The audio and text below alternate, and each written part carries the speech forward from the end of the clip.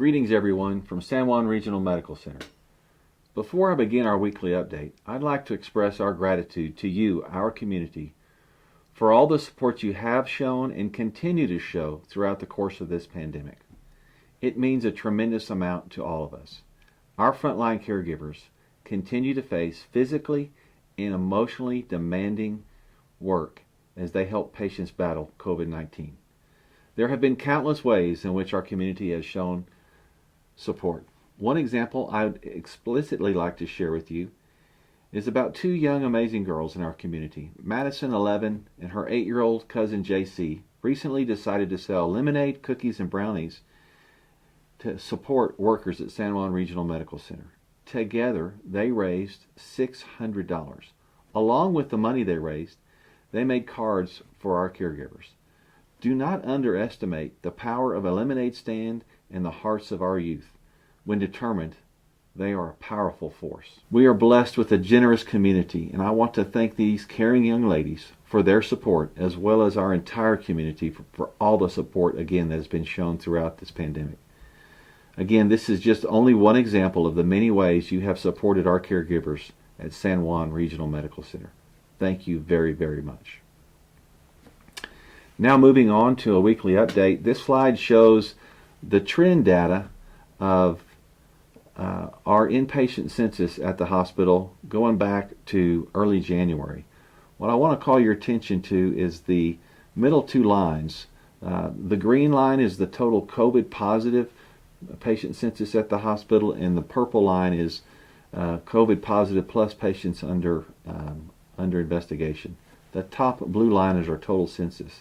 You can see that we've remained very busy, and as of today, January 29th, our total census is just a touch under 180, and the total COVID and patients under investigation census is just under 80. So a very busy hospital. On the good news front, this slide shows our COVID test result summary. This slide represents a continuous rolling 14 and 7-day average of the test positivity rates of our hospital, dating all the way back to prior March. So most recently you can see that the green line, the 7-day rolling average, is now trending at the end of this week just under 10%, and the 14-day rolling average is starting to trend down as well.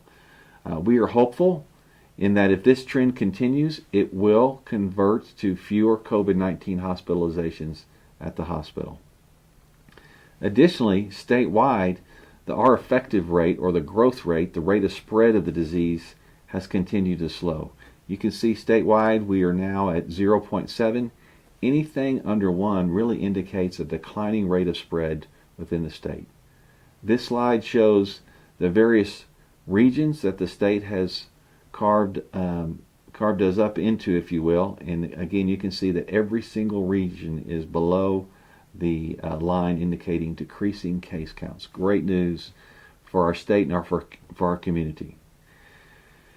So while our state's daily incident rate is continuing to decline, we are not in San Juan County still in the red yet. Or excuse me, we're not in the green yet. We are still in the red with respect to the reopening criteria. The good news is now that 6 counties have moved to yellow and 1 is in green. Additional good news is that the COVID-19 vaccination is beginning to show that it's responsible for an approximate 10% reduction in daily incident rate. This shows the value and effectiveness of the vaccine, and is great news in our fight against this pandemic. So we urge you to register for the vaccine at vaccinenm.org. If you do not have access to the internet, you can call 855-600-3453. And again, we urge all New Mexican citizens to register for the vaccine, and when it's your turn and you're contacted by the state, please consider taking this vaccine so we can get this deadly disease under control. We are continuing to administer the vaccine supply we have in accordance with state guidelines, and as always, we will continue to work with the Department of Health and other community stakeholders and moving forward with the COVID-19 vaccine effort. So, in conclusion, Help stop the spread of COVID-19 by continuing to practice COVID-safe practices.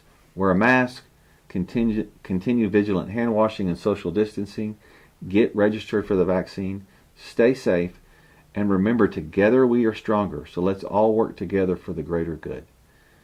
I hope you have a blessed weekend, stay safe, and thank you again for all the tremendous support you as our community has shown San Juan Regional Medical Center since this pandemic first hit us in March of 2020. Thank you.